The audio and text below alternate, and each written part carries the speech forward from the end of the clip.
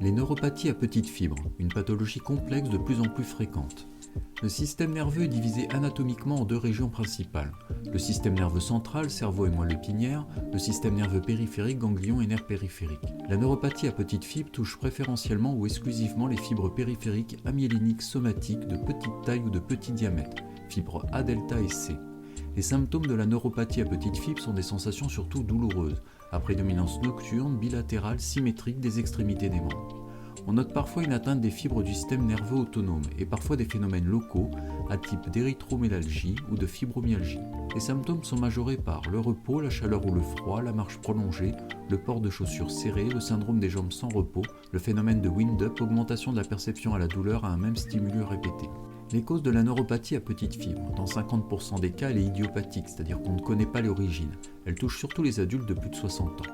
Elle peut être secondaire, c'est-à-dire métabolique, liée au diabète, liée à l'hyperlipidémie, surtout l'hypertriglycéridémie, et héréditaire, la polyneuropathie amyloïde, familiale, les maladies de Tanger, Morvan, Fabry, neuropathie sensorielle héréditaire dysautonomique. Elle peut être auto-immune et infectieuse, vascularite, syndrome de Sjögren, hépatite C, HIV-Sida. Toxique, liée à l'alcool, l'éthylisme, les causes médicamenteuses, celles de platine, vincristine, taxol, isoniazide, métronidazole, nitrofurantoïne, traitement antiviraux. Les expositions à des agents neurotoxiques, plomb, mercure. Autres, les carences en vitamine B12. La recherche de symptômes sensitifs. À l'interrogatoire et à l'examen général du patient, on note une topographie en chaussettes et en gants, des douleurs neuropathiques avec une brûlure, des charges électriques, douleurs en étau, une hyperalgésie plus douloureux que ne le voudrait la stimulation, une allodynie douloureux pour des stimuli non douloureux, une diminution de la différence de sensibilité du pic-touche, une diminution de la sensibilité thermique, une diminution de la palesthésie, la capacité de percevoir les vibrations, un prurite neurogène. Le questionnaire DN4 peut être utilisé pour évaluer les douleurs de la neuropathie à petite fibre. La réponse positive de chaque item est cotée 1 et la réponse négative 0.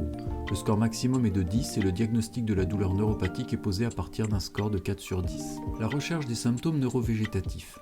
Des malaises orthostatiques ou postprandiaux, des troubles de la sudation, des flushs, une sécheresse oculaire, sécheresse buccale, des troubles mictionnels, des troubles de l'érection, de la diarrhée motrice, une sensation de plénitude gastrique ou gastroparésie. Les symptômes locaux, l'érythromélalgie. L'érythromélalgie est un acrosyndrome, c'est-à-dire un trouble circulatoire périodique, paroxystique, familial rare, plutôt des pieds que des mains, bilatéral et symétrique associé à une douleur, une chaleur locale, une rougeur, un déclenchement et une exacerbation par la chaleur, le stress, la gravité, un soulagement par le froid, le repos et l'élévation. La fibromyalgie, elle serait concernée par la neuropathie à petite fibre dans 50% des cas.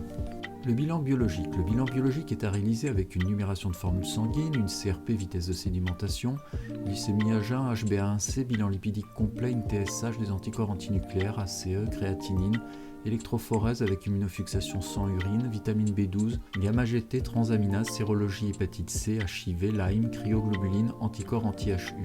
Les examens complémentaires, l'électroneuromyogramme ENMG ou EMG. L'électroneuromyogramme standard explore les fibres de gros diamètre motrices ou sensitives.